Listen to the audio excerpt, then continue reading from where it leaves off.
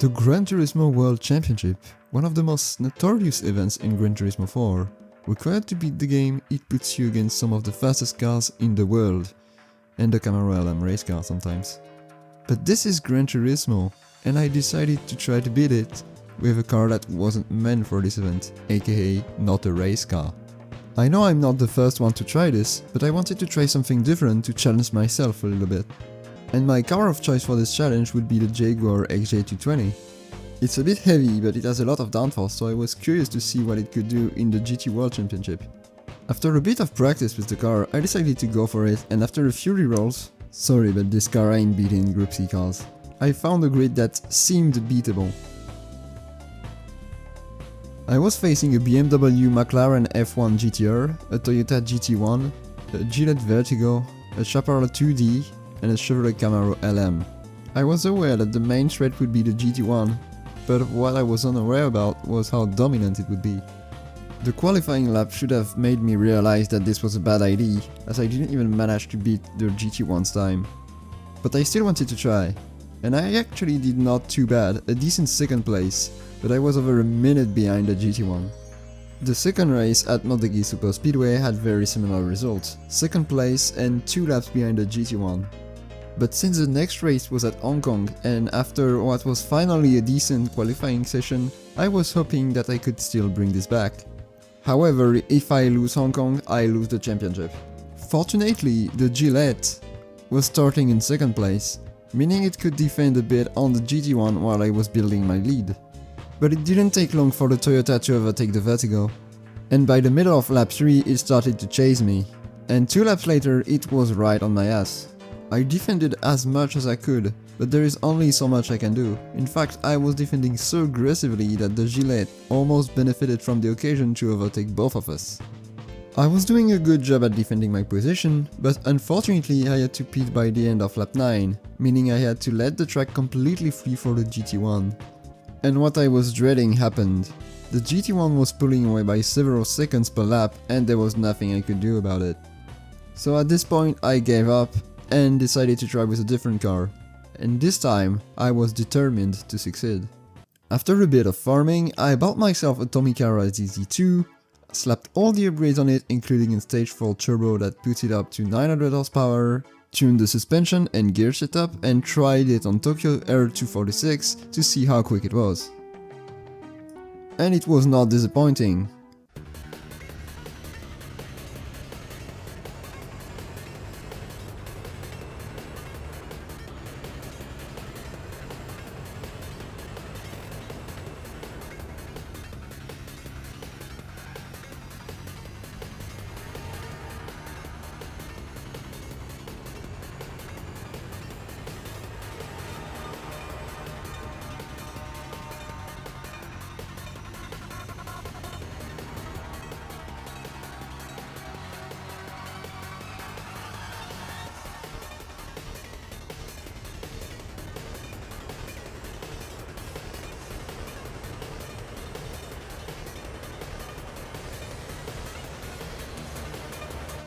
This car is faster than the XJ, so good. After that, I started the GT World Championship again. This time I found a seed where the most dangerous car was a Toyota 7. No GT1 in sight to ruin my plans. I decided to give it a shot. I qualified in first place and started the race. But right in the first corner, my skittish Ichilus hits me again, as I brake way too late and hit the wall, giving away the lead to the Toyota 7. Quickly after, I was also overtaken by the CLK GTR, which I managed to overtake back in the main straight, at the end of which I still missed my braking point. But the Toyota 7 generously helped me to reduce my speed. I kept trading spots with the 7 until lap 4, where both the CLK and the AR390 also overtook me, leaving me in 4th place alone with the Gillette Vertigo. I battled with the Gillette until lap 8 where it pitted. I was doing a no-pit strategy, so I was still hoping to overtake the CLK and the R390 on the next lap. Unfortunately, the CLK was the only one to pit, meaning that I was finishing the first race in 3rd place. The next race on Super Speedway went pretty much as expected for the most part. By the start of the last lap I was in 4th, right behind the CLK, But fortunately I managed to pull a Ross Chastain on the final turn and secure another podium.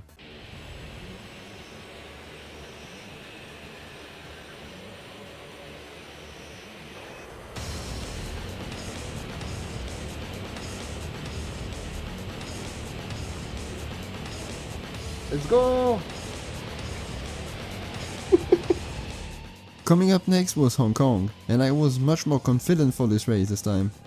And I was right to be, as this was quite a peaceful race. I entered the pit on lap 9 with a 9-second lead on the Toyota 7. After exiting the pit in 4th place, I was only 13 seconds behind, and I was very confident that everyone would pit in this race. The CLK was the first to pit on lap 10, quickly followed by the R390 on lap 11 and by the 7 on lap 12. I was now in a comfortable lead of 14 seconds over the CLK GTR, which managed to undercut the Toyota 7. After that, all I had to do was to drive to the finish and take the free win. The Vertigo is pitting again. The Mercedes kept its second place for the rest of the race, helping me to catch up a bit more to the 7 in the rankings. I was now in second place, 6 points behind the Toyota 7. After a quick stop at GT Auto for an oil change, I was ready for the 4th race at Seoul. I started in the lead, from which I quickly started to build a gap with the Toyota 7, as I was gaining around a second per lap. However, the gap started to stabilize after lap 8. I pitted on lap 13 for softer tires. The Vertigo and the CLK, which both overtook me during that pit stop, quickly followed. I was left alone against the Toyota 7 with 13 seconds to gain in 3 laps. I was making some significant progress, but it wasn't enough, so I ended up in second place, exactly 8 seconds behind the 7, which was now 10 points ahead in the standings. The 5th race was at El Capitan, and I personally had no idea on how it was gonna go. But after getting a huge lead in the qualifying lap, I was confident.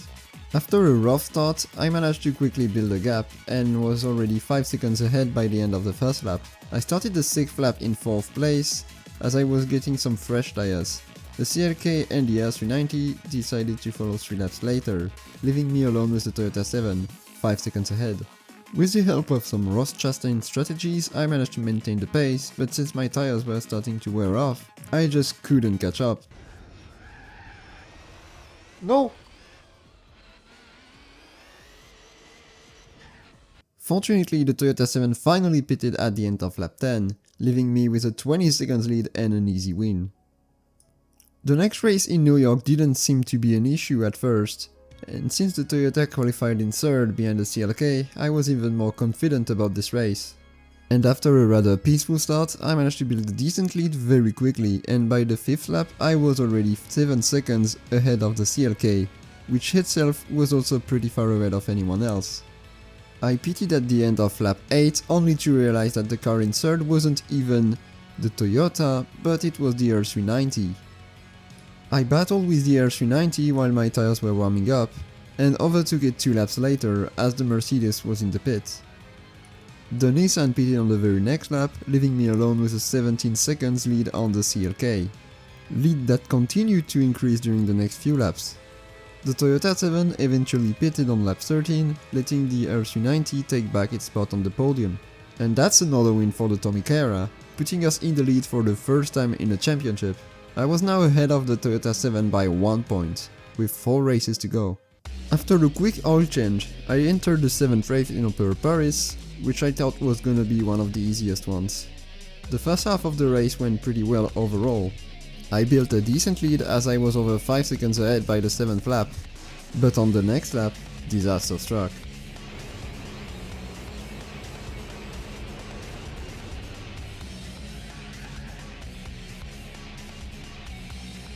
Oh no. I did a big mistake. I did a big mistake. No. I fortunately managed to keep my first place, but for how long? My tires were cooked and I needed to hold the 7 for one more lap, which I almost did, as it overtook me right as I entered the pit.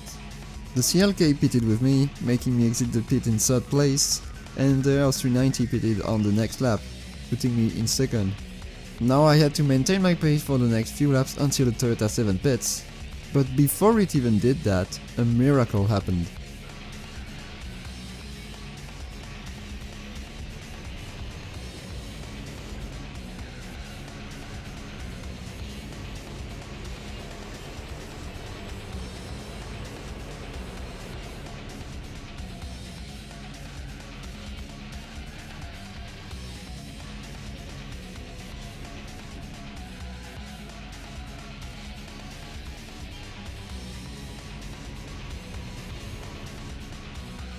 After this massive skill issue from the Toyota, I was now 5 points ahead, and I was really starting to believe that I could beat the championship.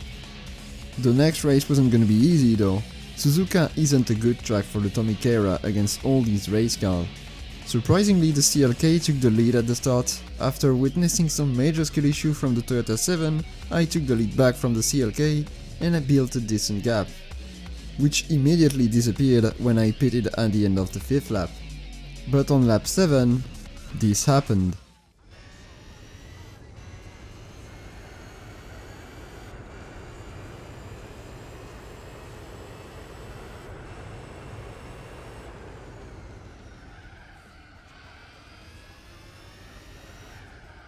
Oh! Wait. We might get a second place here. Oh, the CLK is also having issues, but it pits anyway. Oh, the S390 pits as well! That's really good. I was now in second place, but far behind the Toyota 7, so I had to push. But I was barely gaining on it, and my hopes of winning this race were quite low. That was until...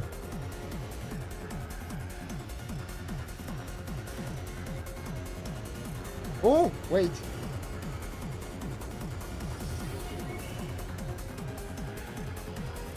What is it doing? Wait! What? I saw him stopped on the map and I was like, what the fuck? Where is he? And I was looking for it. And I wasn't even focused on my racing lights. He was just trying to figure out what he was doing.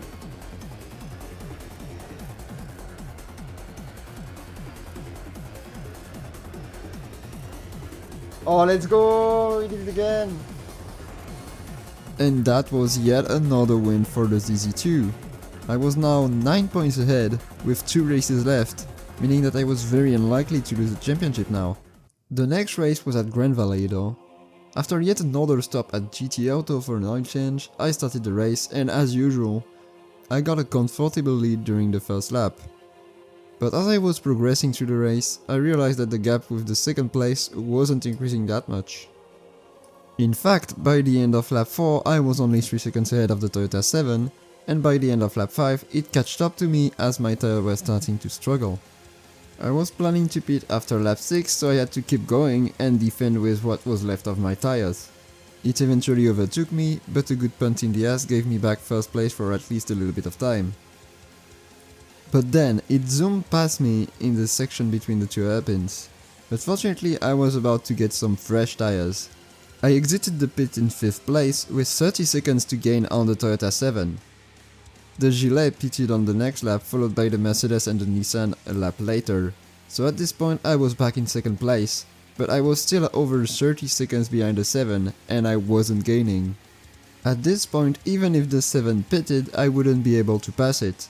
But once again, a major skill issue hit the Toyota right before its pit stop. No.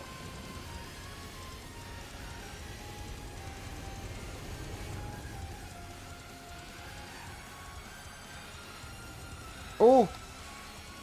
You got issues in the no, not the chicane, in the airpin.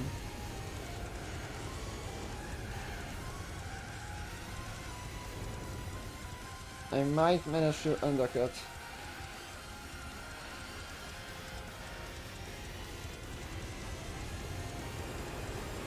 Let's go!